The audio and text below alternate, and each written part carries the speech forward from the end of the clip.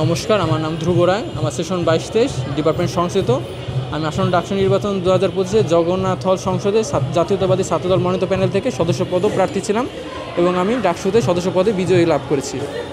এখন ডাকসু নির্বাচনের পরবর্তীতে আমাদের কিছু দীর্ঘস্থায়ী পরিকল্পনা রয়েছে এবং আগে থেকে যেগুলো ছিল তার সাপেক্ষে আগে থেকে আমরা যেমন কাজ করেছি, সাধারণ শিক্ষার্থীদের দরজায় দরজায় গিয়েছি, তাদের সাথে আমরা একসাথে বসেছি, তাদের সমস্যা, সুবিধা এবং প্রত্যাশা সেগুলির আমরা কথা বলেছি এবং তারা আমাদের উপর বিশ্বাস ভরসা রাখতে পেরেছে বলেই তাদের ভোটে আমরা আজকে তাদের ম্যান্ডেটটা নিয়ে আমরা এই জায়গায় আসতে পেরেছি। সেক্ষেত্রে দেখতেছি যে আমরা যখন বিজয় হয়েছি, সো এটা আমার কাছে বিশাল বড় একটা অর্জন এবং সাধারণ শিক্ষার্থীরা আমার উপর যে ভরসা করেছে তার প্রতিফলন হিসেবেই আজ যে জিনিসটা রূপান্তরিত হয়েছে। সেক্ষেত্রে আমার হলের, জগন্নাথ হলের, সেক্ষেত্রে নানা ধরনের সমস্যার সম্মুখীন সাধারণ শিক্ষার্থীরা আগে থেকে হয়েছে এবং হয়ে আসছে। সেক্ষেত্রে আমরা ডিপি, জিএস, এজিএস এবং নির্বাচিত সকল সদস্যদের সাথে আমরা বিষয়গুলো আলোচনা করেছি যে জগন্নাথ হলের ছেলেদের নিরাপদ আবাসস্থল এবং তাদের নিরাপদ শিক্ষার পরিবেশ এবং খাবারের মান উন্নয়ন এবং শিক্ষাবৃত্তির ব্যবস্থাগুলোকে যাতে দীর্ঘায়িত সুনির্দিষ্টভাবে পরিকল্পিত করা যায়, এই বিষয়গুলো নিয়ে দীর্ঘমেয়াদী কাজ করলে আমাদের সাধারণ শিক্ষার্থীদের জন্য আমরা ভালো কিছু করতে পারবো এবং আমাদের অবস্থানটা ধরে রাখতে পারবো পরবর্তী ডাকসুর জন্য। আসন্ন আমাদের যে শারদীয় উৎসব, সেটাকে সামনে রেখে আমাদের যে অনেক দিন পর যে জগন্নাথ হল সংসদ পুনর্গঠিত হয়েছে নির্বাচিত প্রতিনিধিদের দ্বারা, সেখানে কিন্তু দেখবেন আপনার 13 জন নির্বাচিত সদস্য রয়েছে।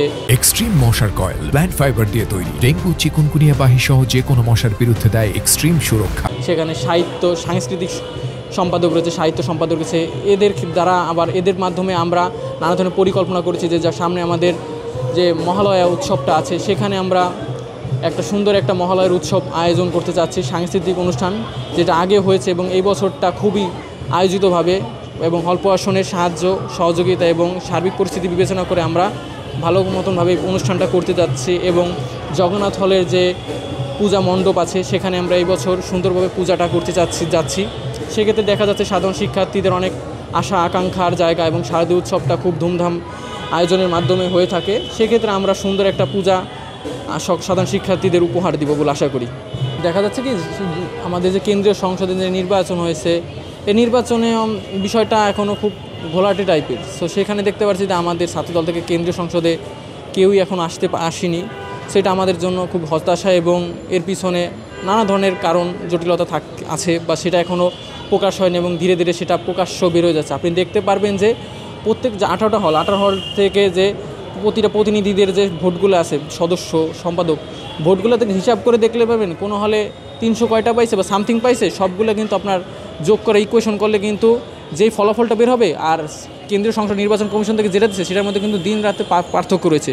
সেক্ষেত্রে কিন্তু আমরা সেন্ট্রাল যে নির্বাচনের ফলাফলটা নিয়ে কিন্তু আমরা খুব দ্বিধাবোধ রয়েছি এবং নির্বাচন কমিশনের প্লাস আরও আমাদের প্রশ্নের কাছে আমরা কিন্তু এটা প্রশ্নবিদ্ধ রয়েছে যে এরকম কেন আসছে। কারণ এটা ডাকসু আমাদের শিক্ষার্থী খুব আশা জায়গা, দীর্ঘ কয়েক বছর পর আমাদের এই ডাকসুটা হয়েছে। সেক্ষেত্রে এমন যদি অবস্থা সেখানে, সেটা আমাদের জন্য খুব হতাশা। কারণ আমরা ছাত্রদল থেকে ডাকসু নির্বাচন হওয়ার আগে অনেকগুলো ইশতেহার দিয়েছি, অনেকগুলো সংশোধনের দাবি জানাইছি ডিসি স্যারকে। সো সেই জায়গা থেকে দেখতেছি আমরা এই কেন্দ্রীয় ডাকসুর যে নির্বাচন কমিশন এবং যার গঠন প্রণালী, সেখান থেকে খুবই হতাশাজনক অবস্থা। সো সেইখান থেকে আমি বলতে চাই যে ডাকসু নির্বাচন কমিশন এবং আমাদের বিশ্ববিদ্যালয় প্রশাসনকে অনেকটা পরিবর্তন হতে হবে। কারণ এরকম যে রেজাল্টগুলো হচ্ছে এগুলো থেকে আমার হতাশা এবং সামনে ডাকসুর জন্য এটা হুমকি স্বরূপ হিসেবে দাঁড়াবে। সামনে জাতীয় নির্বাচনটা হতে যাচ্ছে, সেক্ষেত্রে যে ডাকসু নির্বাচনটা হয়েছে সেখানে আমরা জাতীয়তাবাদী ছাত্রদল থেকে সাধারণ শিক্ষার্থীদের ম্যান্ডেট নিয়ে কাজ করেছি এবং তাদের সকলের অংশগ্রহণের মাধ্যমে আমরা আমাদের প্রতিফলন ঘটাতে চেষ্টা করেছি। এবং যেটা আগেও বলছি যে আমাদের ডাকসু নির্বাচনে আমাদের ছাত্রদল থেকে সর্বোচ্চটা প্রচেষ্টা করেছি সাধারণ শিক্ষার্থীদের ডোর টু ডোর এবং তাদের ম্যান্ডেট এবং তাদের আশা প্রত্যাশা পূরণের জন্য যথাযথ চেষ্টা করছি এবং ভবিষ্যতে আমরা এই কাজটা চলমান রাখবো। সেক্ষেত্রে ডাকসু নির্বাচন কতটা জাতীয় নির্বাচনের ক্ষেত্রে প্রভাব ফেলবে এটা এখনও ভাবার বিষয়।